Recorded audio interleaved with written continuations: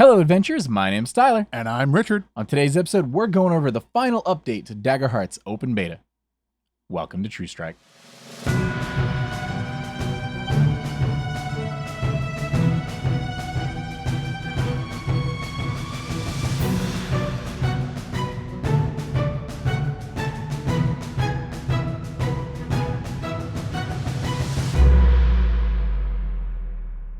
Howdy, folks, and welcome back to the show. Howdy. We are here again in the studio talking about Daggerheart. Yeah, we got a real update this time. Yeah, we got 1.5, which, as you said, is our final update To the open beta. Yeah.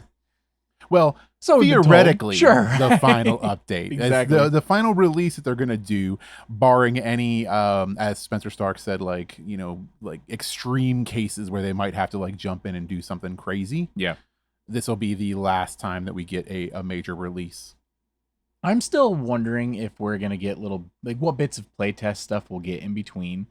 If it won't be a full-on, here's how to make characters and all the other stuff. If they'll be just reference the other stuff, but we need you to battle test, these adversaries. Yeah. If we'll get some of that down the line. And they said, between him and Matt, they've said a couple things here and there that kind of alludes to that. But, none of that's official yet, so we'll see. Either way, this just means that we're getting closer and closer to a full release of this game next year. Yes. I'm very excited. Yeah, that's pretty cool to know that it's going to be that close, because they are literally, if you watch the video, talking about crunch time as far as they're trying to get everything ready to send to print. Which is wild, because I feel like we just started playtesting. That's what I was about right? to say, is that it seems so close. Yeah. But they're trying to get the game out to the masses. So I assume they're rushing their timetables a little bit, right? As much as, you can. That's what's funky about it, right? You don't want to rush something like this, but also how far ahead is the internal playtesting versus what we've even seen? Yeah, how long has this actually been cooking is the real question there, which the way that you look at it and the way that it reads, this seems like it's probably been cooking for a little bit. I agree. Because there's a lot of polish here for what we've been playtesting and everything like that. And they've made some hot takes. Oh, for sure. Some big swings at the last inning, swings, yes. So that's the one that I'm really, really curious about, is that we've got a major take in this update, which we're going to get to, which is the removal of a whole threshold. Woo! That seems like a massive change to drop on the very last update that people are going to have visible input on, right? I mean, obviously people are going to play test this, and there's a very good chance that come final game that's going to change again. Maybe not, probably not, but it just seems like, man, this seems like something they would have thrown at us months ago. That's what's funny about it to me, is because they've waited till this point to make this massive swing, but maybe it's been already thought internally. Oh, for sure. I think so. This is just how they prefer it, so they think we'll prefer it, and we gotta try this. We get one more update. We gotta try this right now, and maybe they'll revert it. But I don't think I don't know, because some of the things they've said, their reasoning behind it, right, makes a lot of sense to me. Yes, it sucks to roll to hit, and you'd still do no damage. Yeah, which when I first heard it was, the minor thresholds have been eliminated completely. I was like, ooh, that's a huge one. And then I started thinking of the implications. And then I watched the video and heard their justification and them talking about it. And as they talked about it, I was like, you know what? This actually tracks. This makes sense to me now. And you can still use armor to bring it down to nothing. And then you're okay. You're still that super tank, not taking damage. Exactly. Yeah. But it's a little different now. So when you look at the changelog, that is the very first thing, because arguably that is the most important thing from this changelog. It's the thing that affects everybody, no matter who you are. Exactly, and that's right up at the top. So minor thresholds have been eliminated. Thresholds in general have been rebalanced to reflect this. Yep. So not only did they just remove that minor, some of them, not all of them, but some of them have changed very slightly in their major and severe to kind of offset that. Which we will go over that. We'll get over that in a little bit here. Yep. All classes have also been given a unique hope feature. This one, I think, is not necessarily as big right now. No minor threshold is huge. That's shocking. It's something we've had the whole time. Yeah. But right here in the last test, we got something new. Yes. And it's a big one. Something brand new. This is something where in the game we played here on the channel, we had one character who was burning through hope, and other ones who were hoarding it. Who were hoarding it, and not they really didn't knowing feel like what that, to do with it. and they didn't feel like they had too many options. But right there on your character sheet, having a unique feature for your class, an ability you can do, is pretty neat. Oh, maybe I've already used my my tag team move, or I'm not in a situation where it makes sense. Well, I can burn 3 hope, and I can use this special feature, which we will go through all those. Yeah, too. we're gonna go through those too. But like outside of the thresholds, this one was, I think, my favorite change. I'm glad it's number 2 on the list. Yeah, because of this has a lot of really good implications as far as like usage of hope. And I was gonna mention our game too, because we've seen it in practice. Exactly. Having this pool of hope that you need to use something with, and this just gives you more options, which is great. I would love to see more things like this too. Yeah. The next thing we have is leveling up now includes an option for taking additional domain card from your level or lower. So that is really cool, because this is allowing, if you want your focus to be more cards, to have a bigger vault. Yep. You can now do that. You're all utility. Which I really like this, because I think this is really cool, and this is something I could see myself utilizing. I don't see any reason not to either, unless you really, really want to like maximize your stat increases and proficiencies and stuff like that, which is probably how I'll play my character. Yeah. I might, I've already picked the cards I want. Why do I need more? But if you're playing utility character, more cards be better. No, more cards is cool. And next on the list of the universal changes, all experiences now start at +2. So gone are the days of starting the game and making 2 experiences and having a +1 and a +2. And that was because with the hope economy, generally using a hope tends to net out like a +2 to something, just overall, through all their number crunching and everything else. And yeah, I mentioned this off mic with you, but as you get deeper and deeper in the game, those +1s just matter less. Yeah, your hope is more and more important. So everything's starting at a +2, I think's wonderful. Yeah, any excuse to push to use experiences more and not forget about them is a bonus in my book. Right. I love it. And in the instances where like, oh well, I'm really gonna try to swing for this one because it's a +2. The other one's just a +1. Literally half as much of a bonus. Yeah, exactly. For the same cost. Yeah. The next thing we have is proficiency now takes 2 level up options to increase. Yes. So, and incidentally, that hits at levels 5, 7, and 8, and 10. Mm-hmm. So you can't do it right off the jump, but once you get up to higher levels, now you can spend 2 of your level ups to increase your proficiency. And that's a big thing, because higher proficiency means more damage dice. It means more utility across the board on a lot of stuff. Yeah, it's just. I think a lot of people are still going to take that. Yeah, I think but it's going to take both of your options at a level up. So this right now for me and my play style, you're not going to do it. It's gone. I'm not going to do it. Yeah, interesting. It's dead to me. I don't imagine playing a character without choosing that. I have other things I want to do with my level up, which is fair. Yeah. I think that's the whole point. Yeah, which is just cool. I like it. It allows this different style of play across the board. Yeah, I like it. Yep. All right. So out of the universal changes, over here to the introduction, there's been small wording adjustments for clarity throughout, and some lore adjustments to the core realms. Yep. Cool. So, and this is also something that they even shouted out in their video. They try to do as much wording adjustments as they could, and there are obviously still going to be a lot of errors. It's an open beta and stuff in there. They're going to do the pass through. They're going to get all this nailed down. Yeah. You only have so much budget budget so much in these like month-long like play tests. So the next thing we have is chapter 1, which is preparing for your adventure, which is where we get to the actual classes themselves. Yes. So this is where we get to the meat and potatoes of this update, as far as like a lot of the stuff, because we're dealing with every single one of the classes getting a new class feature that uses your hope, as well as getting that balance to the major and severe damage thresholds. Yeah. Yep. You got that. Some changes to like evasion, things like that. And the daemon has been changed entirely. Yeah. Well, not there, but changed in name. Changed in name. Yeah. And Infernus. And Ferris. Infernus, sorry. There's no N in there. Infernus. Yeah. Yeah. So, Infernus. I'm sure Infernus is probably already used somewhere else. That was taken. They had to drop the N. I bet. Yeah, Ferris. it seems like it is. Yeah. Now I'm saying it, I like it less. You don't like it, Ferris? I like it better than Damon. Do you? Damon. I think that's why they know. changed it from demon to Inferus, is because people see the AE and they're all like, "Oh, we use that aether and a daemon." Yeah, exactly. So I don't know, Infernus. I like Inferus. Stop saying Infernus.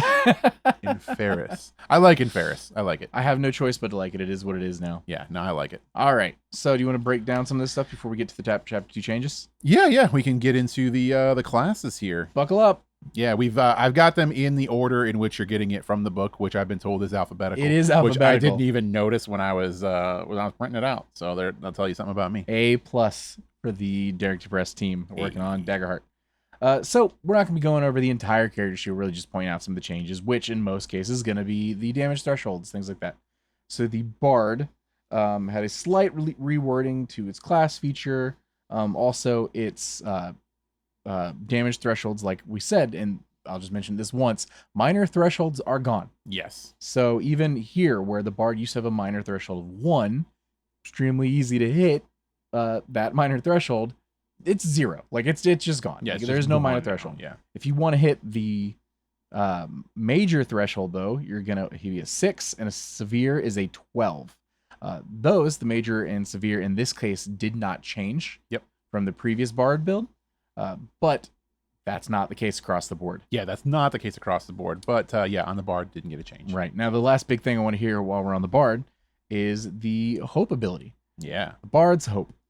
When you or an ally close to you makes a presence roll and either succeeds with fear or fails, spend 3 hope to negate that roll's consequences by intervening. That's really interesting. That's neat. Yeah, that's cool. So that's not something you have to do before the roll. This is just reactive. Yeah, it's just reactive. Expensive reactive. Sure.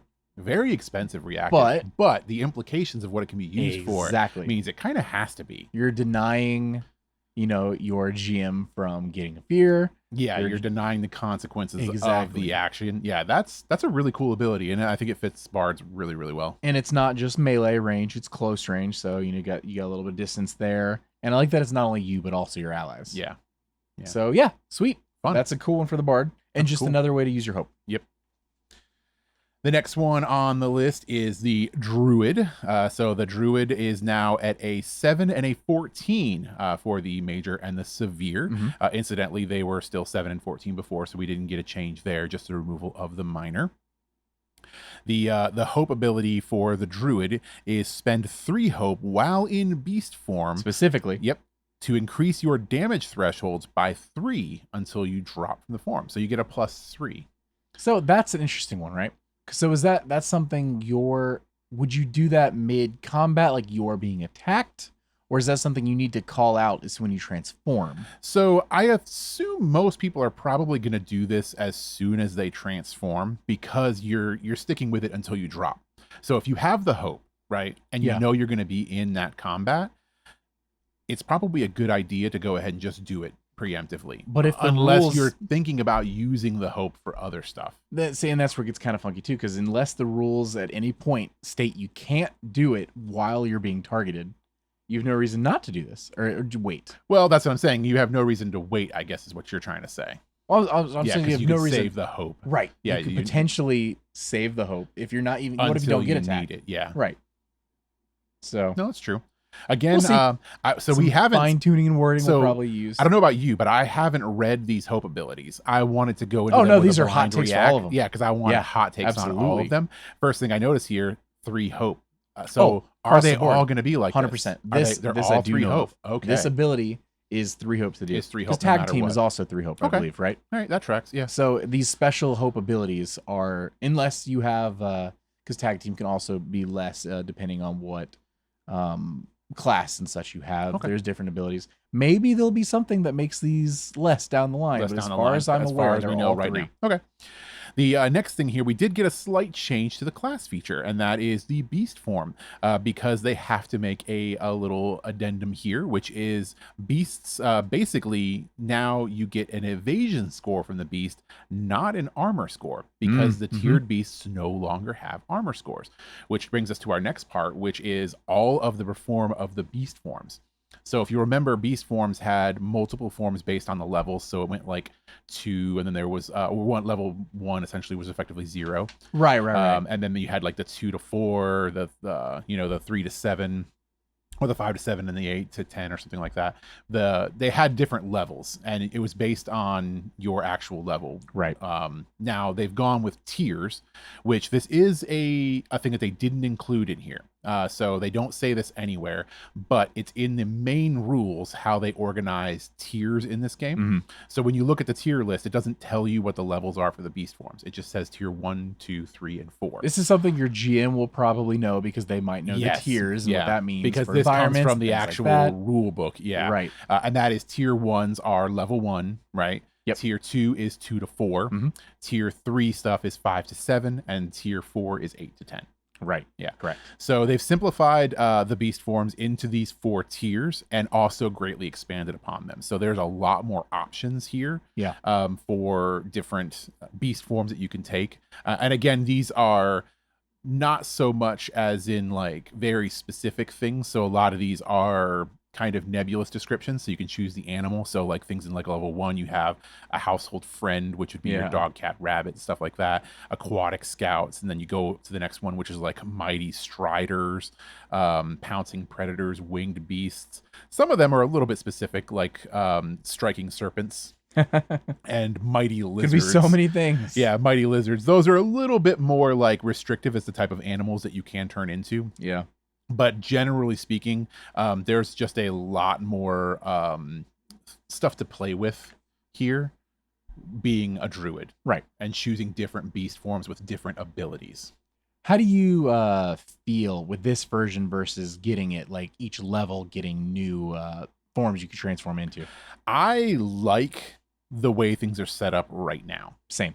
I love this, and there's enough here to give you a lot of variation. Yeah. So like level 1, you've got 1, 2, 3, 4, 5, 6 different categories of beast types that you can turn plenty. into. Yep. That's a ton. And then once you get to level 2, you're getting more, and they're varied. Like you're getting different abilities that make it actually feel like you're turning into different beasts with different abilities.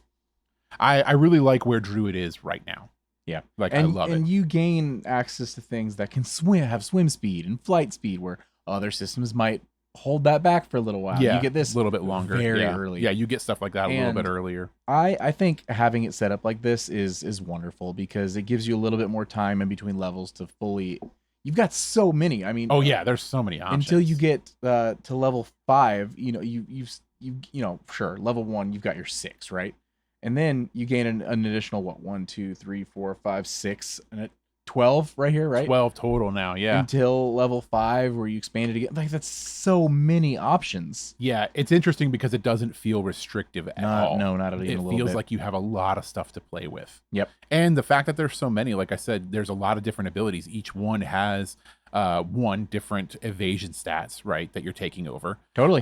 They have different like actual abilities that you get for them. So it's not just, you're not going to be doing the same thing over and over again, I feel, when you play a druid here. I think you're going to be switching it up a lot based on what the team needs or what the environment needs or what you just want to do for fun.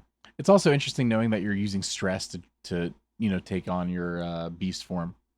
But then you're potentially using hope to add, increase your damage threshold. So you're really managing those two resources playing a druid, which rad. Yeah, I like it. Love it. So next we have the Guardian. This one, some people are going to have negative takes on it potentially just because they were brought in just a little bit. They're being brought in a little bit. Just a little bit. Yep. Your evasion, it now starts at 8, which used to only be a 7. This is good. This is one of the funky ones of like, oh, there's no more minor threshold. Well, your minor used to be a 3. It's going from 3 to just you're getting hit. Yeah, you're getting hit. That one you're gonna feel if you're playing a Guardian. Now, the new major is an 8, and the new major is a severe is a 16, where it was previously a 9 and an 18. Yeah, those are also being brought in a bit. Yep, you're gonna feel those, but the whole idea of this is bring you back into the realm of mortals. Exactly. Yeah, I think that was the issue, was that like Guardians and I think Seraphs was the other one, were pretty powerful as far as like being like extreme tanks. Guardians obviously pulling ahead a little bit. So yeah, I think it's just kind of reining them in slightly. Right. Now we're going to get to their hope ability, which is where I think all of this starts to make more sense. Yeah. Guardian's hope. And y'all, man, you're going to be so selfish with your hope. But, selfish helps the team. Hey. Guardian's hope. Spend 3 hope and clear up to 3 armor slots. Wow. Whoa. Yeah. That's huge. Crazy. Glad it costs 3 hope. Oh, for sure. Yeah, glad it costs but 3 now hope. we're equating a hope per armor slot, right? Yes, yeah. And at that point, your hope is so valuable. Oh yeah, for sure. Why? Oh man, this is where it gets weird now, right? Because even at a +2 for a experience, is it worth for the +2 on the experience when I could save up that hope and get 3 armor back? It depends on what you're doing. Because I mean, if you're playing a heavy combat thing, then obviously, yeah, your experience is. I want to. I say this because I don't have a good idea in my head right now, unless I build a whole character around this, where like the armor is repairing itself in some fashion or whatever, like something like a rivet bottom would do, right? I didn't even think about that implication. I love that being repaired. Mid combat. Yes, no, that is super cool. You're gonna have to think about this. Yes, I didn't even consider that until just now, and I love the implications on that. Yeah. No, I like that you're basically kind of forced to storytell a little bit in there, yeah. Especially with, normally your downtime, you're like taking a short rest or something. And it doesn't have to be magical, because like I immediately think of like, like I'm wearing like plates, right? And I'm in like the middle of combat and my plates are all, I'm popping off a plate and like sliding it over, right, to cover an exposed area to gain more armor, or like shifting plates around, or you know what I mean? That kind of cool stuff. Or something completely magical like self-healing armor, or something like mechanical. Yeah. There's many options cool. there. I'm so glad you brought that up. That's what we're playing this for, man. I like it. So that seems to be all the main changes here with Guardian. Yep. Next thing we have is the Ranger. So basically with the Ranger, we had a 7 and a 14 for our Major and our Severe now. Again, no change on them. So they were a 7 and a 14 previously. So just to transfer over and drop the 1. Sweet.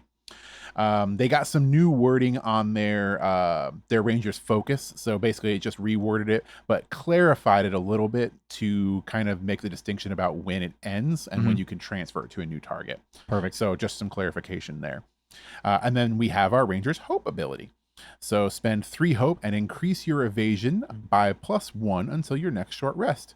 So their evasion is already a 10. So this is just upping your evasion to an 11. So, interestingly enough, on first glance, feels kind of weak compared to something like what we just read. The one we just read was amazing. However, an evasion of 11, that's putting you at the starting evasion of a rogue right off the jump. I don't know if it's enough. So is it enough? It feels a little weak to me. It can totally like be the difference of you getting hit or not. Oh, for sure. Yeah, 100%. for you getting a hit or not. By that 1. But by 1. So it's 3 hope to gain +1 evasion. Now, that's... Now, question. Raising your evasion is a pretty big deal. Well, question. This all right, here we go. Ready? Open your mind. Because we're assuming that the Guardian can use theirs multiple times during a battle, right? Or a curse of a day. Oh, yeah, I see what you're saying. Can the Ranger use this multiple times over the course between a short rest and bump their evasion +1 every time? Yeah. As worded, I believe that is the case. Yeah. And if that is the case, +1's fine. +1's fine. Because every time you get 3 hope, you're just scaling up and up and up. You're just scaling up. And then you hit short rest and you reset. What do you think? No, I think that makes more sense. Is that how do you think it's intended? I think that's how it's intended, yeah. Otherwise, it does feel a little bit weak. But knowing you can stack it, yeah. As written, that's how I would rule it. Yep. No other changes to the Ranger, either to, like the companion Not even sheet. the companion. Yep, the companion sheet stayed the same this time around. So that's the companion surprising. is good as it sits. Oh. The Rogue, the Mighty Rogue. The Minor is... Sorry, gone. The major 6 and the severe is a 12. This is down. It previously was a 7 and a 14. Yeah. So down by 2 So they went on down that a little severe. Which, if you remember, we talked about the evasion being so high, wondering how they were going to reel rogues back in. This is how they're doing it a little bit. Yep, they bring down the thresholds. Yeah. Oh man.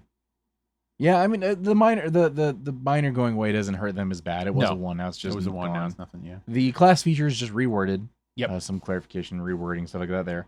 But the hope ability for the rogue, rogue's hope. All right. So we're hot taking all these. So rogue's hope. Spend 3 hope to increase your sneak attack damage. Until your next short rest, you add 3d6 instead of 1d6 to each sneak attack damage roll. Oh my god. Wow. That is something. Okay. I like that a lot. Now this is where it gets weird again. By the same logic we just did. Yeah. Well, no. You add 3. It's not it's not increased by 3d6. Not increased, yeah. It's just replacing 3d6 instead of 1d6. Yeah. Yep. Minor wording, but it's enough. Minor wording, but enough to make the difference right there. Even still. It's not increase 1 to 3. This is cool. No, that's amazing. That's you have cool. to do this. I like that. If you're a rogue, this is required now. Love it. Unless you're not playing that kind of rogue. If you're not playing a sneak attack rogue, yeah. which you don't have to. You don't have to. You just have it there in the bank. That's cool. This is my favorite one by far, I think. Yeah. That's your favorite. I like Guardian's this my favorite so far. Nah. Guardian is really cool. This is cooler. Guardian is so my devil's advocate for this. This is an ability that you have to get out as fast as possible, right? Yeah. Stacking that hope. You need to get this immediately so you're doing high sneak attack until your next short rest. Mm-hmm. The Guardians isn't passive, right? You have to actively be hope farming to keep your armor in tip-top shape, right? You're not just popping it once and you're like, all right, cool, I did it. I'm good until my next short rest. Yeah, no. You have to keep building up hope gotta keep making that sure armor it's there. Yeah, good to go. This, you're just going to bank it up, use it, and then you're good to your next short rest. And it's also going to change how you handle combat, right? Yeah. Because if you're burning armor slots to take nothing, you're tanking, and you don't get hope back, well, now you're going to start feeling the pain for real. And you're like, really hoping to roll with hope? You're like, oh, I hit him, but it's with fear. And you're like, dang it. Yeah. No, I like this one. I think, this one so far is real good. Is my favorite. Is that because you're a little biased towards rogues? No, I'm just saying. I'm sensing a little rogue bias. I like it. All right, we got Seraph. We went with a major of 8 and a severe of 16, which is the same. Their minor before was a 2, gone now completely. Unfortunate. They got no changes to their class feature, so not even rewording. It's just is what it is. So their prayer dice are good to go. They already had it. Their hope ability. Seraph's hope. Spend 3 hope and either re-roll a prayer die or refresh one of your used prayer dice. So this I like a lot. Just because I really do like the prayer dice in general. I think that's a really fun class feature, being able to roll out a bunch of D4s and basically bank them to use, right? So I like this being able to re-roll one of those prayer dice. So I think this is really good because of the fact that I see you using this multiple times, right? Like as a hope factory. So like as you're progressing through a session, if you're coming up with the extra 3 hope, you can use it to re-roll one of those die and then just keep doing it again, or refresh one of the used ones. If you're focusing on prayer dice as like you one of your utility functions as a seraph, I do like this. I think it's neat. I feel like this needs some sort of change to make it increase as you level. It's gonna become less and less useful the higher up you get, as hope is. You run into the issue with experience, right? Where hope is too valuable at a certain point for less of a reward. And this is something where as your spellcast trait increases, you're going to have more prayer dice, right? Yes, yeah. So spending 3 hope just to get back 1 is less of your initial, your total prayer dice to begin with. And it feels like it loses. You feel like it's going to lose momentum as you get into higher levels. I could see that. I could see that. So I think this could use a slight tweak to make it better, at least as you level, if not out from the jump. Sure. But I don't know how you would really word that, unless it was like tied to tiers. Unless it was tied to tiers, yeah. But we'll see. Okay. Tough but fair. Is it fair? All right, Sorcerer. The major threshold has been left at 6 and the severe left at 12. No changes to the class feature. They already nailed it, apparently. And the hope feature for the Sorcerer's Hope is that you spend 3 hope after a spellcast roll to double the result of your hope roll. Whoa! Wow. Okay. That's what I call a feature. That's really good. That's really, really good. Yeah. Because now you're talking big swings here, right? Yeah. So not only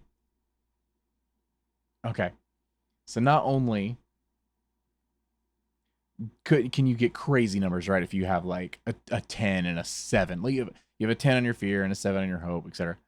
But if you have like a 1 on your fear and a 12 on your hope, and you're like, oh, I rolled really well on this, so it's only 13, it's not gonna hit him. Boom, 24. Yeah. In the 25 now. I'm shocked. Why is that? I'm shocked that it is after the spellcast roll. Really? Yeah. I would have thought this would have been before you roll. Previous? Yeah, before you roll. They might change it to that. That would bring it in a lot. Before you roll brings it in a lot. But it's like, okay, I really need to nail this, right? Yeah. Or I need to generate some hope or, something like that. Like, it feels like that's where I thought it would be after the roll. Well, so this is one of those things where I love the after the roll abilities. That is so because good. it makes the character feel like they really are in tune with their abilities, right? Yeah. Because they've done this, it's not quite enough, and then they twist the magic and give it some extra juice right at the finish line and make it. Yeah. This has replaced the top tier hope ability for me. This for is the your new one? This is the new one. So, I question love then. that. Are we... If you have a 3 on your hope die and a 6 on your fear die, if you double it, is it a 6 and now a crit? Yes, double the result. Yeah. So that's what I was thinking. Result, yeah. So you could not only, get some crazy high numbers, yeah, you could potentially you're opening up your door to more crit possibilities. Yeah. Woo! Yeah, I like this one. This is my new favorites. It just keeps getting better the more we talk about it. So yeah, no, that's really, really good. I love it. Wow. Next thing we have is the Warriors. So Warriors major is 7, severe 14. This is a change. Yes, it is. Previously, they were a 2 minor, 8 of the major, and a 16 severe. Have we had anything go up? No, they've all gone down. That's what I thought. Yeah, they've gone down. Yeah, everything's being reined in. Interesting. Yeah. So yeah, they've gone down by 1 on the major and 2 on the severe. So again, kind of reining things in a little bit. No other changes to the class feature or anything like that. So the only thing we had was the change for the thresholds. And then we have their hope ability. It's a really good one. Let's see. What is it? Warrior's Hope. Spend 3 hope to re-roll any number of your damage dice on an attack. Number. That's really good. You know the biggest implication of this is? As your proficiency gets higher and higher and higher and higher and higher, the amount of damage dice you're rolling is going higher and higher and higher. This is what I'm talking about. This is a hope ability that scales. Yes. The whole game. That scales the whole game. Yeah. Love it. Because it's any number of your damage dice on an attack. That's and it's very so fitting. good. Yeah, that's a really good one. Still doesn't beat out Sorcerer for me, but that's a really good one. It's less fun. Yeah. Right? But, oh man, in fact, that's not all, too. It's not re-roll the whole damage thing. You're like, all right, I got all these, like 10s, 12s, whatever, and you're like, I'll keep these. Yeah. And then I'm going to roll all these. Fun. Yep. No, I like it. That's so fitting. Like you mentioned, fitting. All right, last here we have the Wizard. This, and we mentioned this in the universal changes and stuff, the evasion is now a 10. Big. That's big. That's it huge was for an Wizards. 8. Yeah, that's a huge jump. Big increase. +2 evasion. That's insane. Yep. The thresholds for the major and severe are still the same at 5 and 10 respectively. Class feature, no changes at all. So right now, Wizards are doing pretty good. Nothing but positive so far. And then let's see if they bring it home with this hope feature. Wizard's Hope. Spend 3 hope instead of marking your last hit point. Wow. That's really good. That's really good. So for the squishier class. Yeah, so not only did they get a 2 to jump and evasion, automatically making them more survivable. Yep. Now they have a get out of jail free card as long as you got 3 hope. Why are wizards so evasive all of a sudden? Why are they so hard to kill? They were squishy, I guess. I was gonna say this is just them trying to get away from that, you know, stereo whatever, and just make it to where. Yeah. Now you do. I mean, it sounds powerful, and it is powerful, but you do have to be sitting on that 3 hope. Totally magodily. So yeah, if you're a wizard and you're feared, you're gonna be just like, oh, I'm holding my hope. I don't want to use this to do anything, because if I get like smacked up the side of the head, I'm gonna drop. That's a good point. You are just banking that. You have a lot of wizards banking hope. Yeah, especially once you get into like the dregs of combat. Like, so as soon as your health pool starts to go down, and you're like, oh, I'm at 2 health right now. I could go down at any minute now. Then you're going to start reining in your hope train, because you're going to want to start banking that for when you do inevitably get smacked upside of the head. Yeah. I like this. This is good. I do still really like it. Yeah. I think the more people play wizards and, you get comfortable in your wizard shoes, which I imagine to have really long toes that probably curl at the end or something. You'll learn, when you need to start holding on to your hope and when not to. Yeah. But either way, that's cool. It reminds me of throwing up the shield spell at the last second, or you have an arcane glyph that's on your body or something that's that last ditch effort reaction. Like that. Yeah, I like the idea of like an arcane glyph that you're igniting, that keeps you from dropping. I think that's really cool. But across the board, I think I'm pretty big on most of these. There's a couple here and there I think could use some tweaks, but other than that, we got to play test, with the new thresholds and see, how that does in combat. See if combats are extra dangerous now, or if, we even feel the, consequences at all in a negative manner. But either way, it's definitely going to change things up a bit. Those hope abilities, though, that's fun. Yeah, the hope abilities overall, that's a lot of really fun stuff. I would like to see, and this is asking too much of Darrington Press, I'm sure. I would like to see these either tied to your subclass or multiple options. I would like to see each have the ability to have a couple different variants of their hope abilities. That's me asking too much, I know, because we just got a new toy, right? Yeah. And I already want more toys. You want more. This is not enough for you. It's because I really like these, and I would like to see more customization with them and options in that sense. Okay. Because right now it seems to be one of the only things that's, while, like I said, they just gave us a new toy, it seems limited in the sense that I picked this, so this is my ability. Okay. No, I see what you're saying. Maybe the wizard wants to increase their evasion with a plus. I don't know. Yeah. There's different versions. Yeah, I think there's different ways that you can approach where it. Subclasses would really influence that, I think, more than the base class. This is something that like I can see them doing in the future. Totally. Like I can see them adding this base in. release. I don't think it's one. Yeah, I think that the base release is going to just be one, and I don't think we're going to get anything more than that. But I think that this is something that they could do in the future. Maybe it's a little bit too much for right now. I'm still sitting here thinking about how cool the sorcerer ability is. The sorcerer ability, yeah. I just looked down at my 2d12 and I'm like, that 11 could be 22. Yeah, that one's still on top of my list. Yeah. All right. What do we got next here? Preparing for your adventure. No, playing an adventure. Oh yeah, we're in playing our adventure. That was chapter our 2. Yeah, chapter 2. We have prepared. Stuff. We're down to playing. First off, the hidden condition has been slightly adjusted. Off the top of the head, do you know what was slightly adjusted about it? So I have hidden here pulled up, so I'm just going to read it out so we can talk about it a little bit.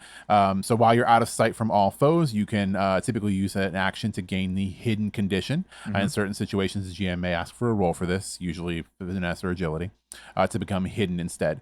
While hidden, any rolls against you have disadvantage. When you move into the sight of a foe or make an attack while hidden, or when an enemy moves somewhere else they can see you, you are no longer hidden. Okay. So I believe what has changed here is just some clarification on when you drop out of hidden, specifically things around like when an enemy moves somewhere where they can see you. It needed this. You are no longer hidden. And the stuff when you move into sight of a foe or you make an attack, which that one was already in there. So I think it's just kind of an adjustment to kind of go over a little bit more of like how the hidden condition drops. Right. And, making it a little less crazy. I think that's important. Yeah. In fact, it could probably use more clarification, even especially once you get into like classes and stuff like that and their different abilities. Looking at you rogues, but yeah, that's one of the things that I've even questioned the original wording for. So good to see them working on it. Okay. We had some clarified differences between temporary and permanent conditions and similar effects. So basically, more clarification in here to make sure that you have no gray area on things like permanent effects versus temporary effects. Okay. So super fun. The curved dagger has been adjusted. Okay. No, we're not going over this unless you have your pulled up. I don't have curved dagger. Then we're not going over it. Look it up yourself. Yeah. The next thing is armor has had a full rebalance. This we will get to. We will get to. And just the starting armor. Do you want to go over that right now, or do you want to wait till we get to the end of this? Let's just finish chapter 2. We'll go through it just like we did the last one. So there you go. Weapon body runes is now runes of ruination. Yep. So just changed it. Yep. Next thing is armor body runes is also now runes of fortification. Ooh. So just renaming things. And guidance for once per session abilities has been added. Yep. So if you're reading through chapter 2, there's some guidance there on specifically how once per session should be handled. Stuff. Yep. Now let's go ahead and get to it.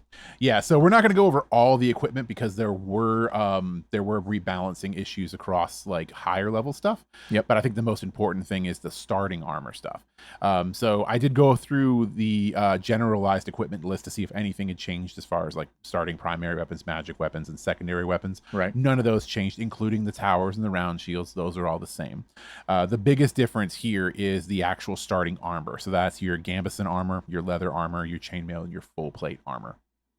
The biggest changes here was before we had our base scores were 2, 4, 6, and 8. Right. So gambeson was a 2, leather armor was a 4, chainmail was a 6, and full plate armor was an 8. So just 2, 4, 6, 8. We are now to a 3, 4, 5, and 6. Yeah. So rebalancing full plate back down. I was say brought that one down. Yeah, brought that one down, but it brings gambeson up and it brings chainmail down 1, 2. So this is just a more even spread and a very numerical march, right? Just because it's 2, 3, 4, 5, and 6. Yep. Yeah. I can't say that I'm not a little bit sad that full plate armor was dropped another full 2. Yeah. Because that's a big swing. Because we went from like massive full plate armor to no, that's bad. We want tiny. And then, oh, no, we're sorry. We're back up to 8. And they're like, oh, no, we got to go back down. And I think it's because of the changes to the thresholds.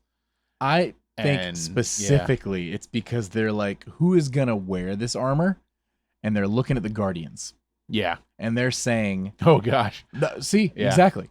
And that's the weird thing about that ability is now you're at the point where you have to balance armor based on who is going to use the armor.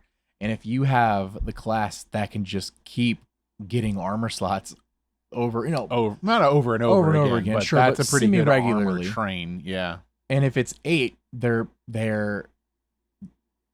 having to use armor slots less often, which gives them more time to build up hope dice. You're playing a really complicated 4D chess now. Yes. Where you're just predicting not only how often is a class going to be using this armor instead of another option.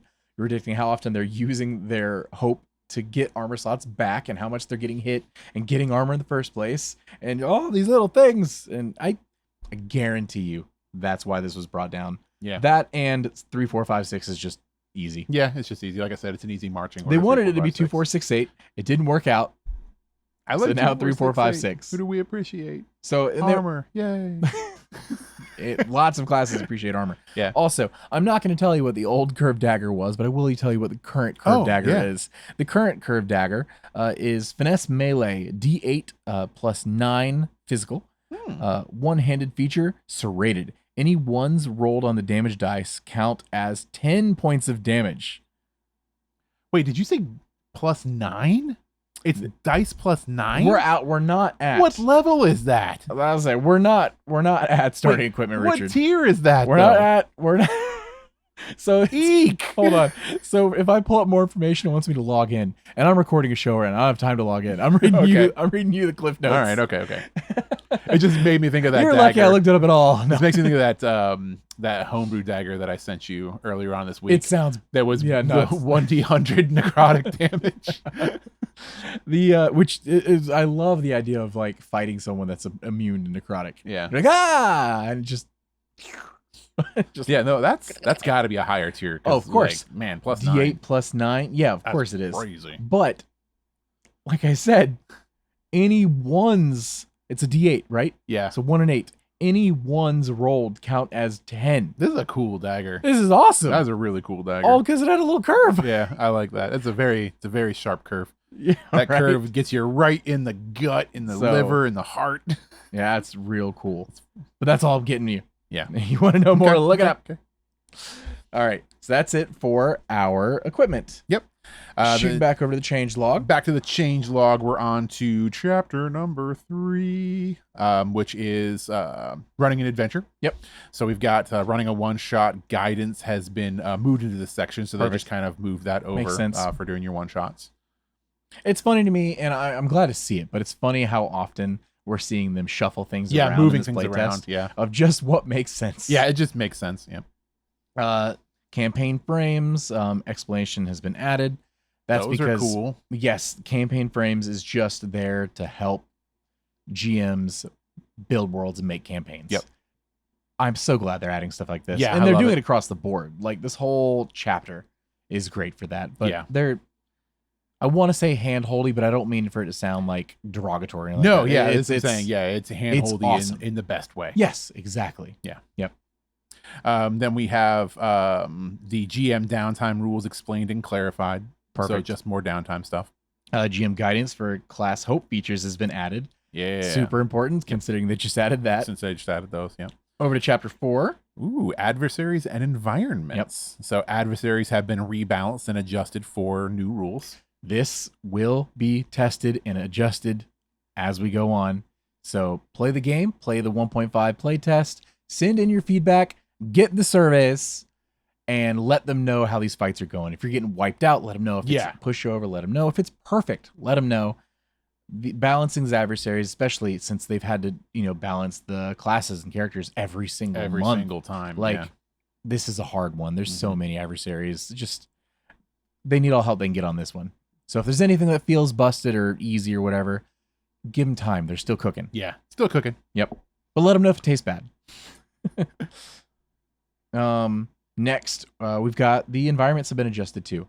This was a big one that when we did go over the environments a couple, well, I'll say episodes, but couple playtest revisions ago, I was very big on, because these environments, knowing that each environment can have these special actions that can take place, and what thresholds you need to meet for certain abilities and different things to happen. And is it social? Is it combat? What's more likely to happen? And it's all these like details and things you can readily and easily throw out to your players without being the kind of GM that can spit out details at the rate of a Matthew Mercer. Yeah. It's there for you. Like, and hand-holding in the best way. In the best way. Yeah. And the more you follow the guidelines set before you, the longer or the better you're going to get at doing it yourself on the spot.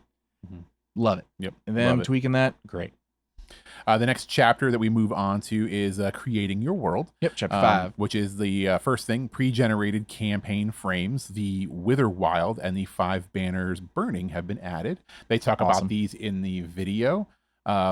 These are really, really cool. The Wither Wild sounds amazing. It's my favorite, obviously, out of the two. Basically, one of them is like high fantasy, mysterious growth taking over the world kind of situation. The other one sounds like Game of Thrones. Banners burning sounds exactly like you're dropping right into Game of Thrones. Political intrigue, 5 warring factions. I want this official book so bad. This Daggerheart book's going to be awesome. Yeah. No. They could have split this up. This could have been 2 separate books, right? You could have been making characters and running the game, and it could have been. Yeah, no, they could have made a creating a Daggerheart realm, its player guide, own GM book. guide, its own thing. Yeah. Yep. Oh man. So you've also got environments added to Sablewood and Gandalia. That's cool. Sablewood we've played in. Yep. So more information there. Awesome. Love it. The next thing we have is the Soul Sunk Sea has been added as a location. Rad. Super Give cool. me more things, more places. More things. Will I make my own things all the time? Oh, of course. Will I run like just across a field screaming joyfully as I like get to experience these new worlds that have been created for me? Absolutely. Yeah. Also, Thistlefolk armor has been adjusted. You guys Sure. fought the Thistlefolk. This would have changed it. Yeah. This would have changed the game slightly. So this directly would have affected you. Not anymore. Not anymore. You're past that.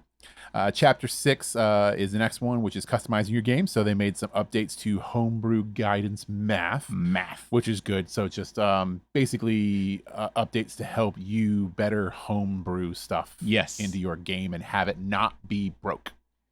It's still going to happen. Oh, yeah. I mean, that's just how it is. I mean, look, you found a dagger for 5th edition. That's what Dungeons homebrew Dragons, is, with the 100 whatever friggin', necrotic damage. It's crazy sometimes. Yep. That's just how the cookie crumbles. Now, no changes to the current changes to the appendix, and there are some changes to some of the ancestry cards, community cards, subclasses, stuff like that. Community didn't have any changes. Subclasses did have some changes. We're not going to get into that here. It's just one of those things where I would rather tackle that again on full release. Yeah. Because it just shuffles around and there's some tweaks here and there all the time. Mm-hmm. And I'm excited to see them tweaking it, but we will get to it and go really deep into all of this, like chapter at a time, basically once we get the full actual release. Exactly. Or if we get any new cool playtests. Yeah, any new really cool changes up. Yeah, we'll see from there. Speaking of the Ancestry cards, there were some ones you wanted to call out. Yeah, so there were changes to a number of Ancestry cards. So they got Giant, Dracona, Dwarf, Katari, Sima, and Orc. And one Daemons. Ferris now. And Ferris. So yeah, most of these got some slight wording changes. There were really 2 though that kind of jumped out. So the other ones are pretty minor. They're not like super major, but the 2 that kind of jumped out to me that I wanted to bring up before we go through our final thoughts on the update. Was the Giant and the Dwarf. So the Giant, their reach ability basically is treat any weapon, ability, or spell that has a melee range as though it has a very close range instead. That's what it was. They have added feature into that reach, which is really cool. So now you just adding feature to that list, so it makes reach even better. So arguably that's a pretty decent change. The Dwarf, however, probably got the biggest change on this list, and it's a really, really good one. This is a necessary one. And it was a necessary one. Previously, their thick skin ability was add half the value of your proficiency to your minor threshold rounded up. So now that minor thresholds are gone, that ability is gone. Doesn't do anything. Yeah, it doesn't work. So instead, now thick skin is when taking minor damage, roll a d6. On a 5+, you take no damage instead. That is huge. Yeah. That is really, really big. And I like it. I've always liked those kinds of abilities. I think when we had talked about it, it was as relates to the orcs had an ability for that, and I liked that one a lot. And I just like that whole like random gamble. Oh, I love it. I love it. Like this is also going to benefit. I'm taking damage. I'm going to roll a die and then maybe mitigate it or remove it. For sure. That's just cool. Any of the classes that have the higher major thresholds, especially as you're spending points at level ups to increase your major, making to where your minor is bigger and bigger and bigger. Yeah. Just means more chances to roll that. Rad. Yeah, that's cool. But yeah, other than that, there were some other minor changes to the wording on some of the others, but those were the 2 like heavy hitters off those cards that I wanted to bring up before we move on to the final stage of the episode, which is overall thoughts. Our thoughts. Daggerheart up to this point. That you stole it from me. Yeah, because this isn't just, in theory, this isn't just thoughts on 1.5. We've been giving them as we've been going. Smacking my microphone. I was really excited. But I do it all the time. This game, I've gone through the emotional roller coaster of this intrigues me. What are they going to make? Wow, this is amazing. We should only play this. To, I don't know how I feel about this. To where I stand right now. which is I cannot wait for this game to come out. Yeah. Do I believe it's going to replace every other TTRPG in my life? Currently, no. Do I look forward to playing this at full release and potentially making it my main TTRPG? I could see it. As is right now, maybe not. But man, am I hopeful. I'm real hopeful because it has the best shot out of any tabletop game we've played so far. At least to me, it has the best shot to be my number one. Okay. How do you feel? So, I, like you, went through this roller coaster of emotions when Daggerheart was first released, and highs and lows, and overall didn't have very many lows. I'm still pretty high on this game. Yeah. I like where this started. Yeah. I like where it is heading towards its end. Mm-hmm. I cannot wait for the release of this. This is a game, and I guess I'll explain it in a comparison, right? Okay. So, video games. I'm with you. No Man's Sky. Oh. Not the greatest launch game, right? Had some problems and everything like that. It was fun for what it was. Sure. I got No Man's Sky. I played it for a little while, and it had some changes and some fixes and became an excellent game, and I loved it. It was great. I played it for a little while, and eventually moved on to a different game, and I didn't play No Man's Sky for a very long time. They did not abandon that game. They kept updating that game. Absolutely. They did so many updates to that game. It was insane. And I got to a point where I was like, you know what? I should really go back and check out No Man's Sky. I want to see what this game is like, and I want to see what it is now. And I want to jump in and play this game. And I jumped into No Man's Sky and I started playing. And within 20 to 25 minutes, I realized that I preferred the No Man's Sky that I left before they kept updating it. And that was because I was coming from a place where the game was complex yet simple. Mm-hmm. And it flowed really well and was really fun to play. Wasn't a ton of systems. There wasn't a ton of systems. There wasn't anything to get bogged down into, and there wasn't anything to get lost into. And now the game was so deep and so complex, which is great for certain people, Sure. but not for me and not for what I was looking for. And it wasn't as fun for me because it was so bogged down in systems and additions and all this fancy stuff. And I don't know because it's not released yet, but I kind of start to feel that way about Dungeons and Dragons when I compare it directly to Daggerheart. Is that Daggerheart's systems are elegant. They seem to flow really well. There are some nebulous areas that like are in gray areas, whereas in Dungeons and Dragons, there's very few gray areas now, right? It's very hard rules. You're gonna have to look for those gray areas more than you have to look for them in something like Daggerheart. But there's usually an answer for most questions. There's usually an answer for most questions. And maybe that won't be the case with Daggerheart when it launches, but I imagine it's going to be that way. I imagine that once Daggerheart releases, there's still going to be gray areas and there's going to be things like that. But I think that it's not at the fault of Daggerheart. I think it's by design. And I think it's because this is a type of game that is more about it's more about vibes, man. Yeah. It's more about vibes and the flow of the game and sitting around a table and telling an interactive story that is fun and provocative and daring and emotionally attached and all this fun stuff.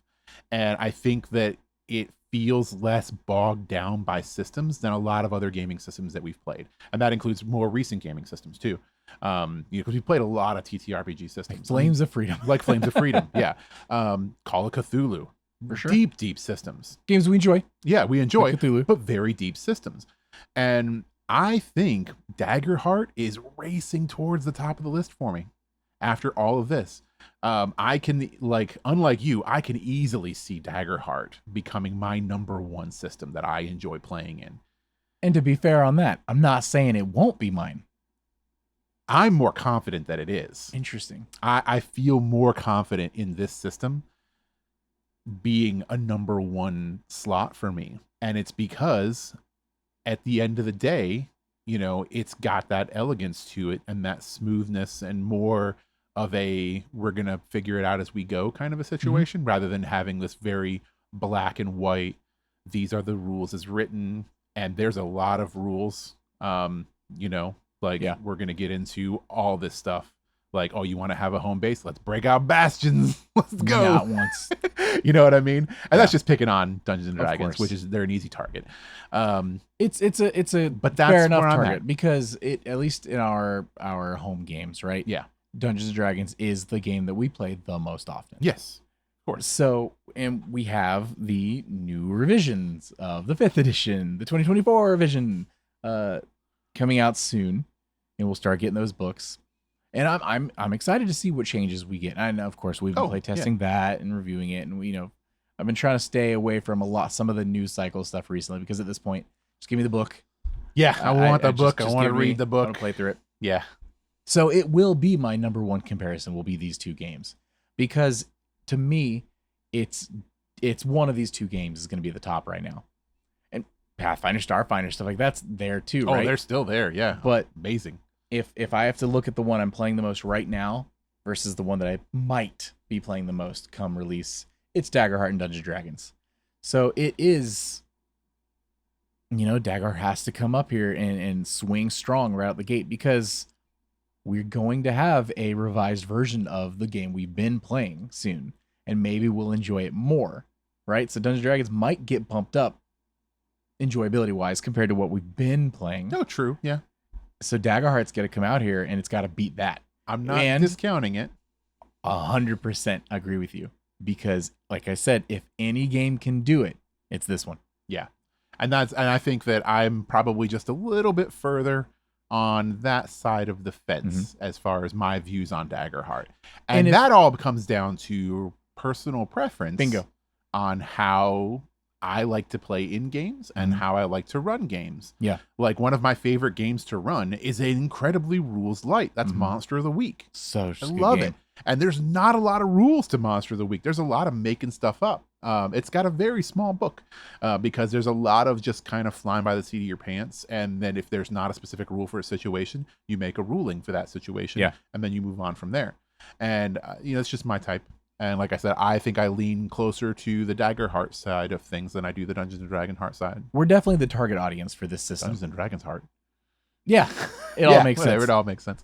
I've seen a lot of people that the more they're playtesting Daggerheart, they are actually kind of like falling out of love with it because they're realizing that the free flow combat system is actually not for them. They prefer more hard and fast rules, which there are optional rules built in to allow you to do that. But at a certain point, stop making it Dungeons and Dragons. Just play Dungeons and Dragons. Just play Dungeons and Dragons. And if the systems in this game aren't built around that, it's never gonna feel like it was built around it. So those people, we're not saying you have to like Daggerheart. No, play whatever game you and your table love, 100%. If you love Daggerheart, awesome. Thanks for joining us on this ride. I can't wait for more from them. I'm looking forward to see if we get some changes to adversaries and if there's gonna be any kind of other testing and what we get or what we don't get. I don't know. Either way, I'm super excited. I wish we could be playing this at Gen Con, but unfortunately we didn't make it into any of the groups for it. A lot of you didn't. Even though we were very, very low number on the queue and had it wishlisted, and it was still sold out before we got in. Yeah. So congratulations to everyone who got into the event. Have fun. We will probably walk by the room longingly at some point. Or you'll see us playing in the hallway. Or you'll see us playing in the hallway right outside, which is absolutely possible. We've already talked about doing it. Spencer Stark said it was okay. He did. He said it was all right. We have his blessing. Which means there's nothing anyone can do to stop us. If the security comes up, he's like, go talk to Spencer. Look, we already got the okay. So, Spencer, hope to see you at Gen Con. Yeah. Those listening, hope to see you at Gen Con. If you see us playing Dagger right outside, come say hi. Yeah. Maybe we have an open spot. Jump in. But for now, I've been Tyler. And I've been Richard. And we've been True Strike. Bye, everybody. Goodbye. Hey, adventurers. Thanks again for joining us today. Please be sure to give us a follow on your favorite podcasting platforms and YouTube. If there's any questions you'd like to write into the show, you can hit us up on X, Threads, or Instagram. New episodes release every Tuesday at 2 p.m. Eastern. Thank you for listening to True Strike.